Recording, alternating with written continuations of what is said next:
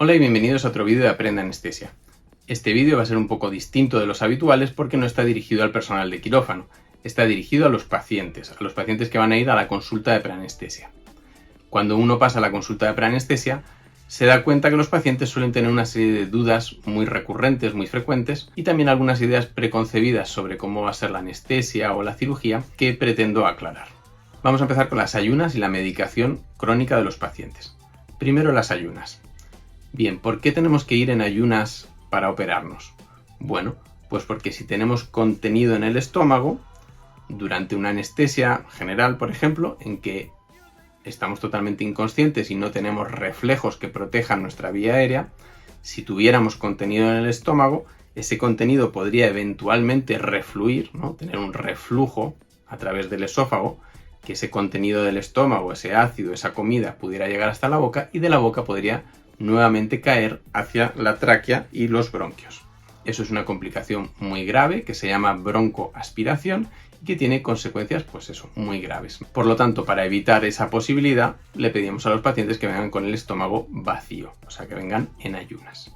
¿Cuáles son las pautas de ayuno más habituales? Bueno, pues normalmente son 6 horas para los sólidos, ¿no? Pues la comida, y también incluye como sólido la leche, ¿vale? Porque tarda más en evacuarse del estómago.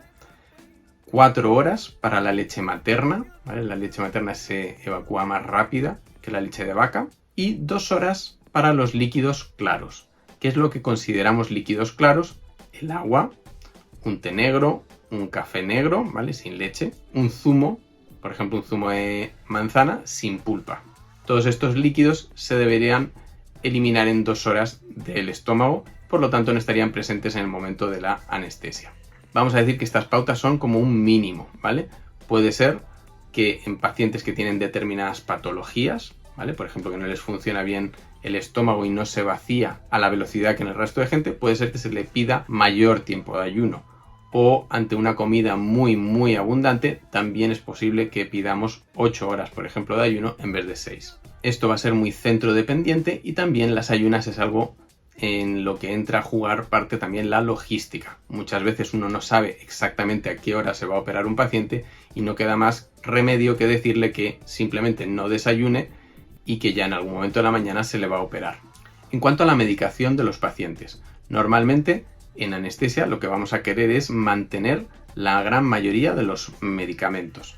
Uno toma medicamentos porque le mejoran, porque le optimizan la enfermedad que tiene. Si yo tengo la presión arterial alta, ¿no? Tengo hipertensión arterial y me tomo mi pastilla y con mi pastilla tengo la tensión normalizada, pues yo como anestesiólogo lo que quiero es que venga usted con su tensión controlada. Así que le voy a decir que se tome su pastilla. Y lo mismo para muchas otras enfermedades y medicamentos. O, por ejemplo, pueden ser los inhaladores de un asmático o de un EPOC, etc. Solo algunos pocos fármacos los vamos a querer suspender para la cirugía, algunos por motivos obvios. Por ejemplo, los anticoagulantes. Pues uno no se puede operar si está anticoagulado porque se desangraría. Pues obviamente los anticoagulantes los vamos a suspender y le dan una pauta específica cuando vaya a la consulta de cómo suspender los anticoagulantes, ¿vale? Y luego cuándo reintroducirlos. Y lo mismo ocurre con otra serie de medicamentos más especiales que requieren algún ajuste para la cirugía. Pero en general normalmente le vamos a decir que mantenga buena parte de sus fármacos. Entonces, la mañana de la intervención, si me toca tomarme mi pastilla del tiroides o mi pastilla de la tensión, lo suyo es que me la tome con un sorbito de agua, ¿vale? Ese sorbito de agua no está rompiendo las ayunas, ni mucho menos, ¿vale? Todos tragamos saliva todos los días, pues lo mismo es tomarse un sorbito de agua para tomarse su pastilla.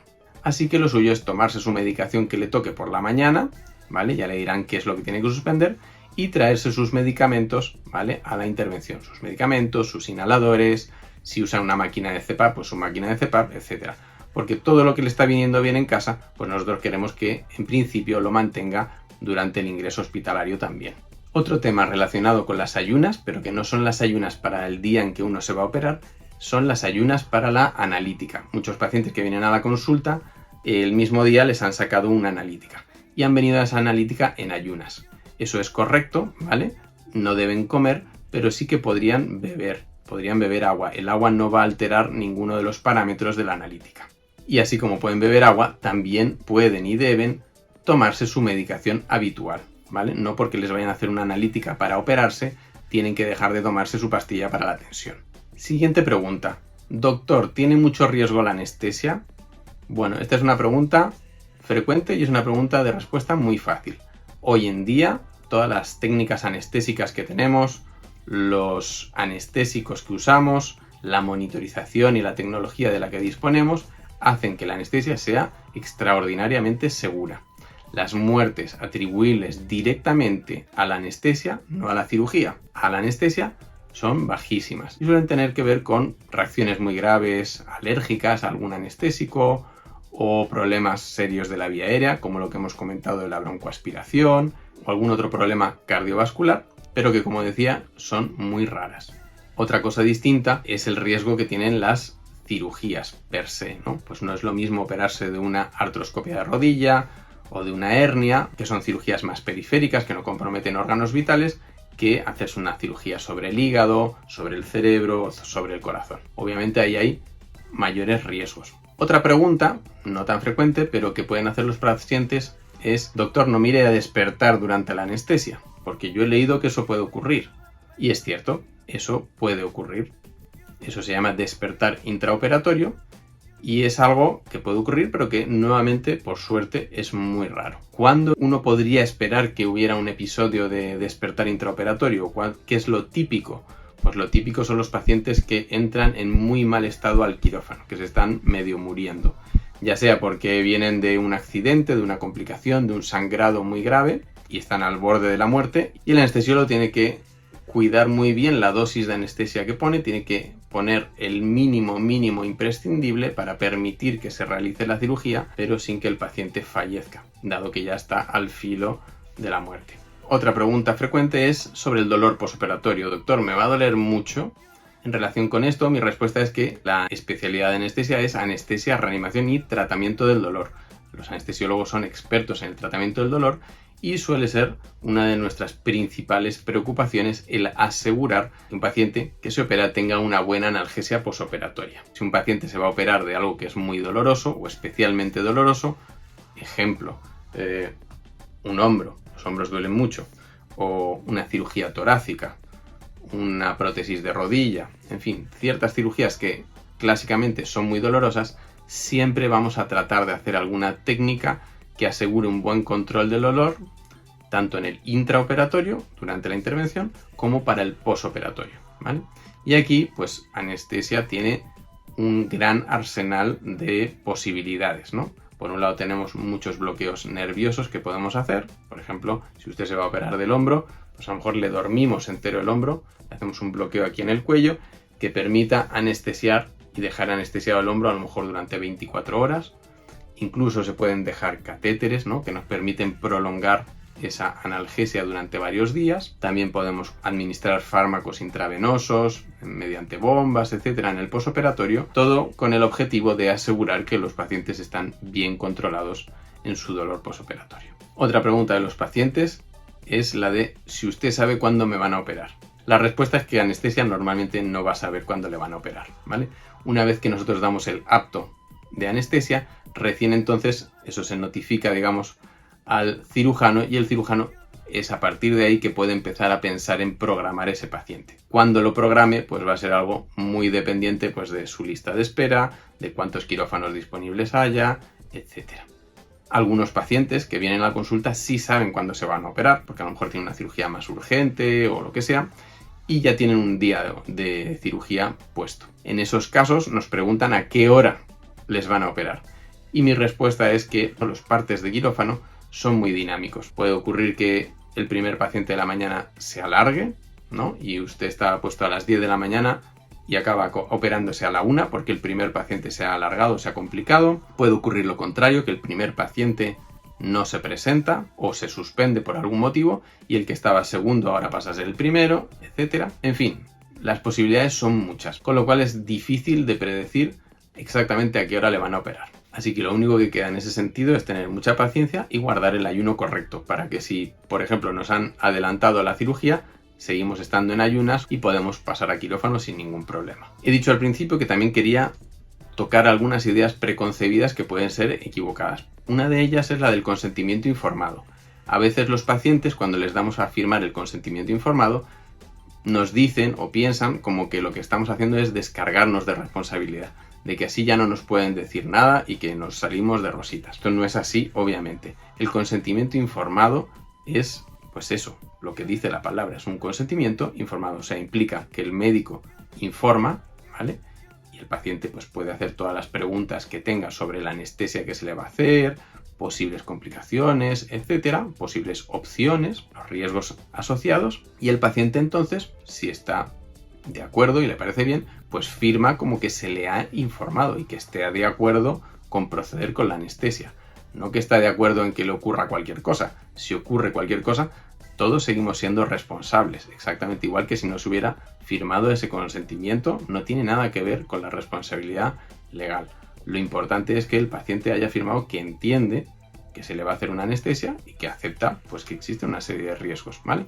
Y así lo dice la ley de autonomía del paciente, ¿vale? No podemos pasar al quirófano sin un consentimiento informado por escrito. Finalmente, otra de las preguntas más frecuentes que van a tener los pacientes es ¿qué anestesia les vamos a hacer? En este sentido, pues hay muchas posibilidades anestésicas, pero lo voy a resumir en 3 grandes grupos, ¿vale? Que además suelen ser combinables. Por un lado tenemos la anestesia general, que normalmente requiere mucha menos explicación a los pacientes porque todo el mundo intuitivamente pues más o menos se hace una idea de lo que puede ser una anestesia general y les suele merecer pocas dudas. Luego tenemos la que sería una sedación, ¿vale? Y dentro de las sedaciones tenemos las sedaciones más superficiales y las más profundas. En el fondo usamos fármacos parecidos a los que usaríamos en una anestesia general, pero en dosis mucho menores.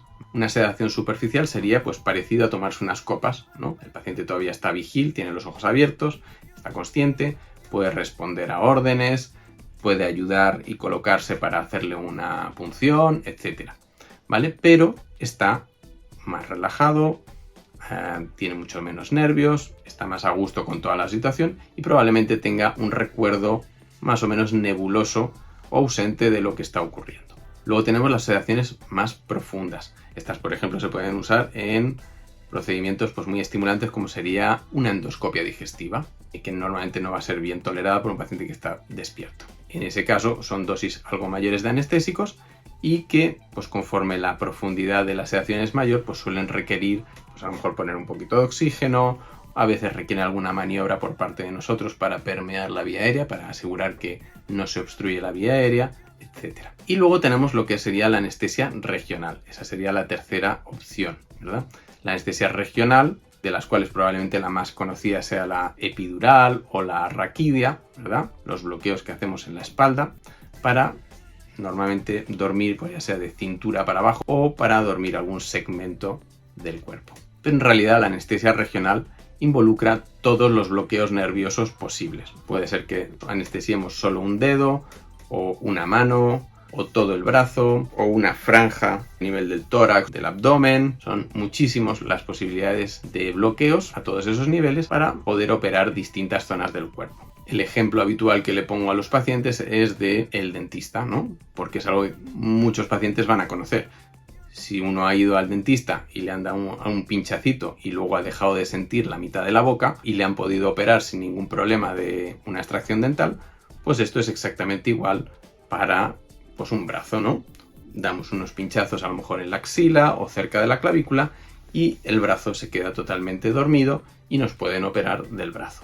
Normalmente esa anestesia regional se va a combinar primero con una sedación, ¿vale? Entonces cuando el paciente ya se le ha administrado una sedación inicial y está relajado y a gusto, entonces ya se procede a hacerle la punción o el bloqueo que sea.